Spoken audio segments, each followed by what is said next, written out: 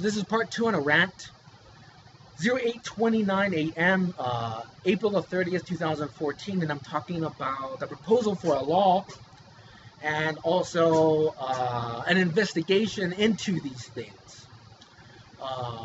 And I'm gonna briefly cover what I covered in my first video of if you have a business person who goes to a communist country and profits a lot of money because they can have cheap labor there, and why we can't have jobs here in America. And then that business person says, well, Dominic, look, I've made $100 million, I made $1 billion with communist China. But I'm going to take a portion of that and support that campaign and that campaign, that campaign. I'm saying that is an illegal action because we have a poverty divide in America that is similar to a communist country. We have citizens marginalized that is similar to a communist country. We have liberals being nullified and stamped out and mocked, similar to a communist country. Because those similarities are there and they're fact. Somebody's taking large amounts of money and giving it to a Republican campaign. That's illegal. I'm saying it's illegal. I want a law making it illegal and only allowing that business person to vote themselves and to say, I like this person, freedom of speech, but cannot influence business and cannot influence the law with money that they are profiting from a communist country or a fascist country. Meaning you would have to say this country does not have American values. This country has a different system of business. This country has the same system of business, but they're communist or they're fascist. They don't have human rights. They stamp out liberals. They do these things. Because you do business with them, you can't have influence with money over the government.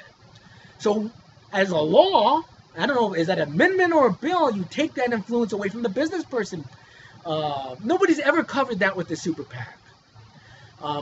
I'm saying it's illegal and it's very un-American because we have a Republican Party largely in business that does business with communists and fascists, profiting and giving that money to lawmakers that have control over the people. Well, I'm the people, man. I'm a liberal.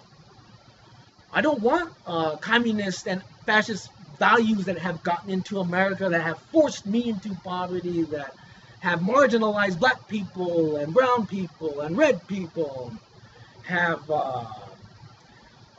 marginalized gay people, are saying you guys are second-class and third-class citizens and we are not, using racism, which is the first indicator of fascism, is to use race or to marginalize a group of people.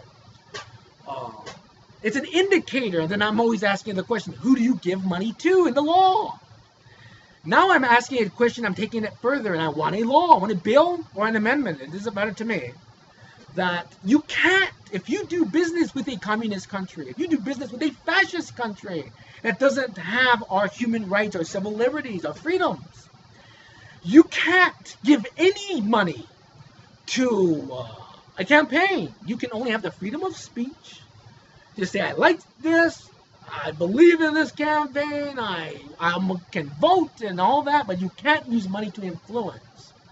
This is what these rants are about. And it makes sense. I mean, it's gone to the point where there's too many similarities that as a people, we can't allow money profiting with communist countries and fascist countries to influence the law, to influence that lawmaker. And then I want a further investigation of, is there any classified information of any conversation where a communist business person or a fascist business person, I'm going to say fascist as Saudi Arabia is fascist in how they treat their people, yet they're allies to America. But if there is a business person that does business with fascist Saudi Arabia, that they can't influence the law with their money. Because it's fascism. We have to call what people do to other people by its definition, which is fascism. It's happening here, folks.